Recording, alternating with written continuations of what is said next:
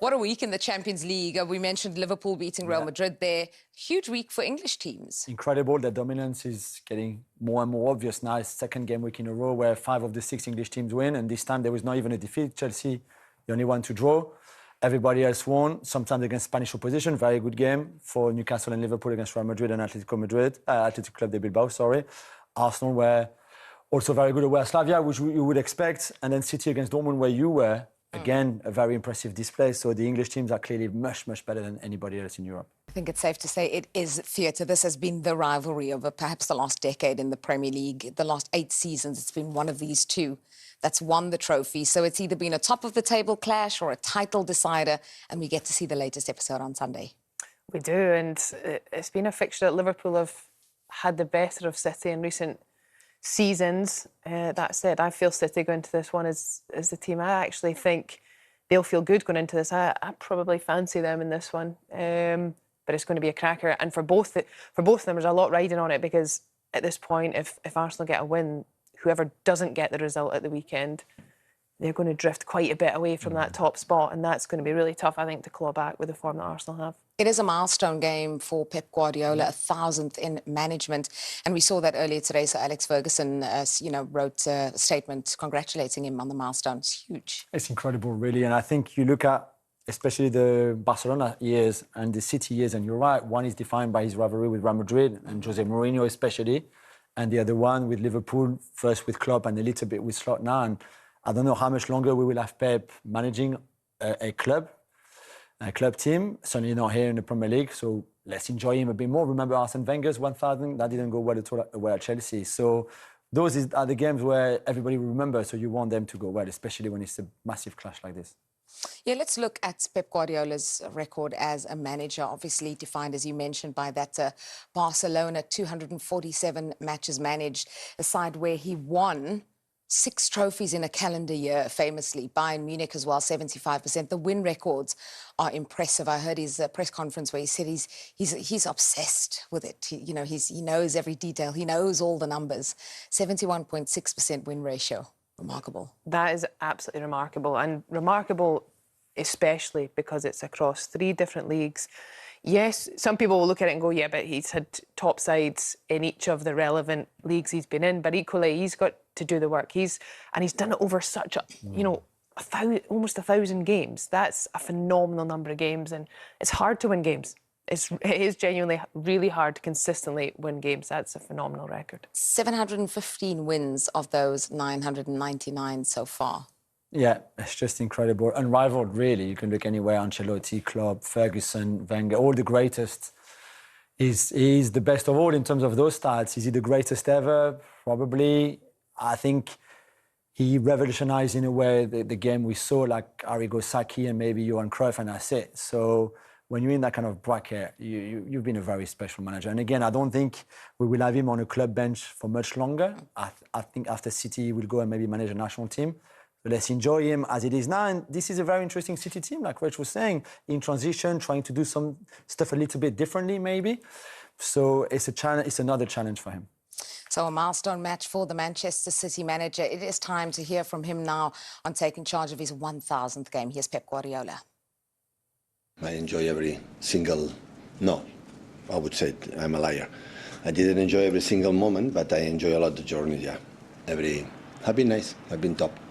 I've been blessed, I would say. Listen, if I have to choose one rival to this personal, of course, milestone, that of course I want to share with many, many people, obviously. But Liverpool, especially with Jurgen, have been the biggest rival in this country, and could not be better, to be honest. Biggest rival in this country. What a game we have in store. It is one, as you mentioned, that Liverpool have had the advantage. But are City back to their best now, do you think? I think City look very strong, and I almost think they weren't really talked about so much, from the off. And I think that maybe just helped Pep do the groundwork and settle a team in. Yes, he's had to be a little more dynamic in how he sort of sets his team up. And I think that even deserves huge credit. Obviously, last season didn't go to plan, but they found a way to sort of get themselves to finish in a relatively good spot. I think they've had to go and bring in some different players. They've had the misfortune of some of those, likes of Etihad that came in the summer, missed out with injury. But think now we're starting to see even the likes of Shirky come into his own, and a few more of those players that maybe when they arrived, sort of that stress of playing for Man City and the expectation, I think now we're starting to see them show their talent and skill. And I think he's starting to get them to come out their shell. And I think the one question mark I have is Haaland has obviously been the one player that has been so dominant in front of goal, and that's amazing when you have him. But I think there are certainly a right for fans to start saying, can we get a few more goals from the rest of the players in that final third? He's been foreign. No wonder he did the robot celebration. he's a machine. It's unbelievable. Yeah, incredible. Crazy. The first season was amazing, obviously, when he arrived from Dortmund. And then after that, the last two were good, but certainly not at that level. And you did wonder, can he go back to those incredible numbers that he had in his first year? And the answer is yes, this year. Again, to do it in a team in transition a bit, because there's all those new players like Shirky, like Nouri, like Reinders, that you are integrating in your system and in your structure. And yet, for him, it's incredible what he's doing with it. And I even think that at times, they're not using him as much as they should. There are games in the Premier League this year where he had one shot in 90 minutes, two shots in 90 minutes. And in that kind of form, you would want him to have the ball a lot. And that doesn't mean every shot will be a goal, but more than one in a whole 90 minutes. And yet there's still, I think, times where they could find him better or more, and he would be even more efficient. Yeah, just looking at that numbers there, 98 goals since his Premier League debut. Mo Salah is behind him on 70. We know that record, fastest to 100, it's inevitable because he's got 17 games grace on Alan Shearer. We think it's a matter of if not. He's going to smash it. It's a matter of when, not if, right? Yes.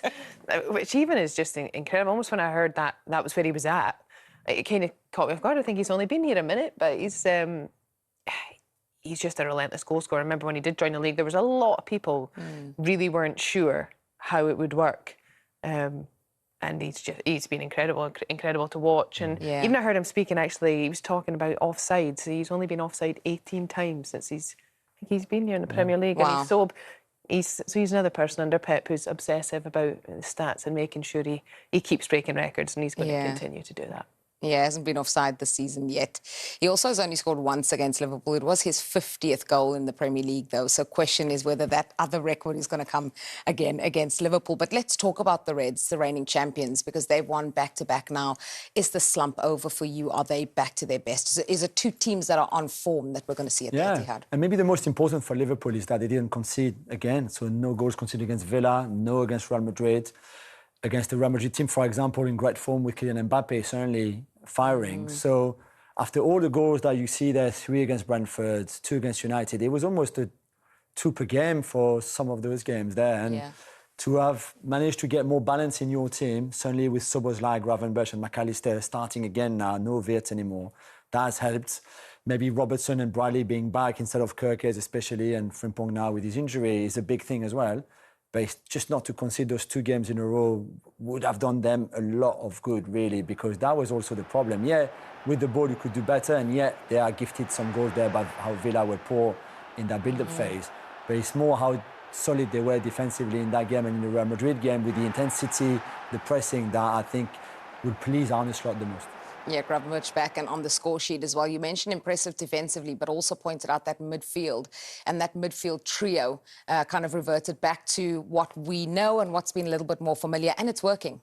It is, and I don't know if, understandably, Slot had his ideas, and I think he was in some ways a little bit stubborn. He stuck with those. He kept, he tried various different players at right back. I think, obviously, Kerkez, wonderful player, was incredible at Bournemouth. There's no doubt he will be a success at Liverpool, I think. But things weren't going well for him. There was a lot of sort of people jumping on the back of that. I think it's just reverting to something that's solid and steady, I think, counts for a lot, because you've got top players in that team, but you've got to make sure the core is solid. And I think even with Robertson at left back, I think Van Dijk is much more comfortable with that, especially when there's a lot of scrutiny, especially when they're conceding more goals than ever. So he's reverted to what seems sensible, and I think that is going to reap some rewards. Yeah, we've mentioned the midfield. Well, here is Arne Slot talking about one of those midfielders, Dominic Szoboszlai. Let's listen. I think he's been outstanding throughout the whole season. But these 2 games brought even more out of the team and out of him.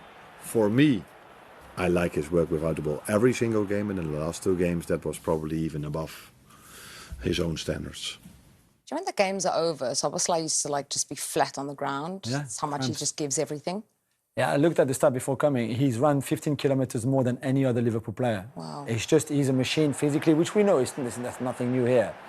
But you see how quickly he goes from in transition there, from the defensive side of it, and it was him blocking the shot, to being there and involved in the attacking side of it. He's an incredible player. I understand why Wirtz was signed, because he's probably better against low blocks than Szoboszlai is, and in a way, he's probably a bit of an upgrade as a proper 10. But Szoboszlai is so important for this team, especially for me in the pressing phase and the intensity that he can trigger for the rest of the team. That Wirtz is not there yet, and again, they're different players too. Yeah, well, that is the Titanic clash on Sunday. Let's move on now. Ooh, both of my teams flying high. Crystal Palace and Arsenal. Crystal Palace are 9th. Is that flying high? Yeah, but if you look at the point difference between 9th and 2nd, ridiculous. It's 2 points. It's close in that race. But Arsenal just flying. Yeah. I think the big thing this weekend is Liverpool and Manchester City facing each other. That said, and Arsenal playing Sunderland, who are 4th. So if Arsenal win that game, what's the result that Arsenal want there? They need a draw. A draw is a perfect result for Arsenal. But going to the Stadium of Light is so tough because Sunderland are flying. And Granit Xhaka, of course, is now captain of Sunderland after being captain of Arsenal as well. So Arsenal are top after 10 games. That got us thinking about the other teams that have been top at this stage of the last 5 seasons and actually where they've gone on to finish. Now, I don't know if Spurs are the right team to focus on here, but how can you be first after 10 games and finish 5th and 7th? No, that's crazy. I don't know what... I'm trying to figure out what happened those years, if they got an injury... I'll tell you what happens is that typically Manchester City finish the season so well. Yeah. And they're like a long-distance runner. They meander the first couple of laps and then they change gears. But I remember in 2021-22, Liv said it was because Reece James and Chilwell got injured at the wrong time. Top then and fell off a cliff when they got injured. But third's still respectable. It is. Right, so Liverpool there are the only side that after 10 match weeks they were top, they actually went on to finish the league. So that got me thinking, why don't we play a game of this?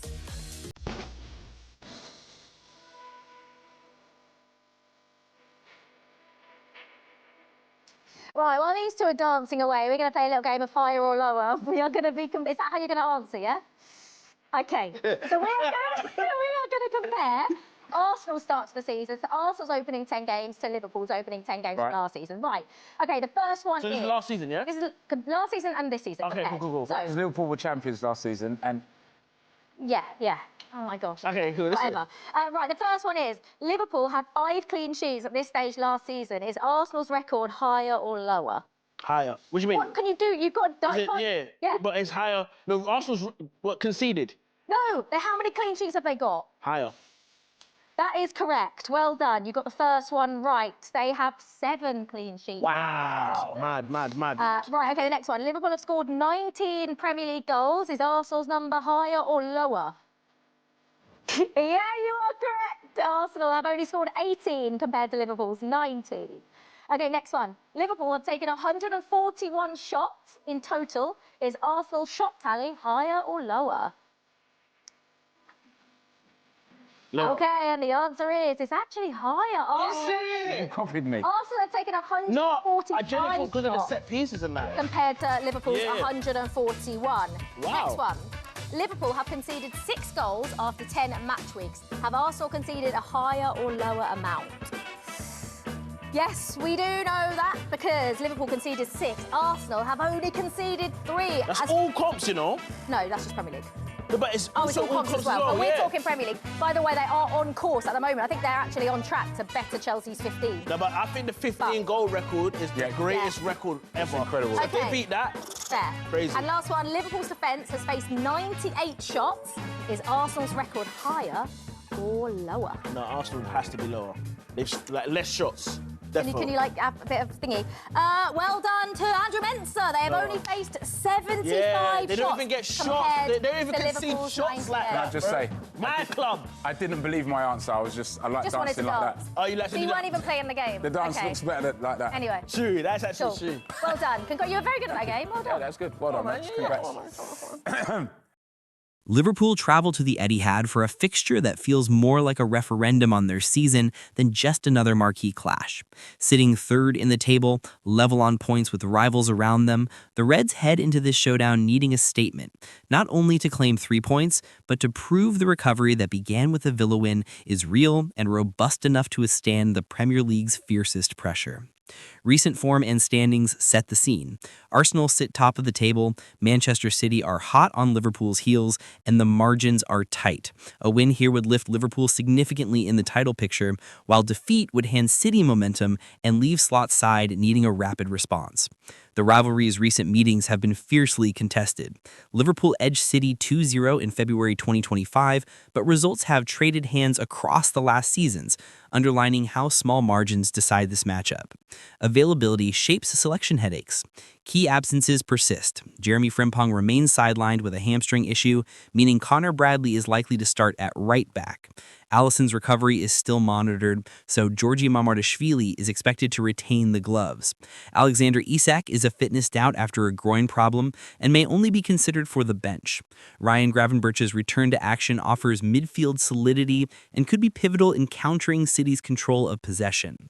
Tactically, Slot must thread a needle. City will dominate possession and probe channels with their positional rotations.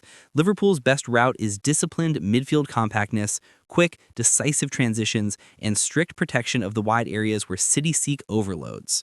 Expect emphasis on cutting off Bellingham's influence in the middle, while using Salah and Szoboszlai to punish any space left by City's fullbacks. Set pieces could be a fruitful lever. Liverpool's dead ball delivery has been sharper and might decide tight moments. Emotionally, the Etihad is unforgiving. Liverpool need not only tactical discipline, but character, concentration for 95 minutes, clinical moments in the final third, and controlled bravery when pressurized. This is a match that will reveal whether Slot's adjustments have stuck. Get it right, and Liverpool seize control of a narrative. Get it wrong, and questions about their consistency will only deepen.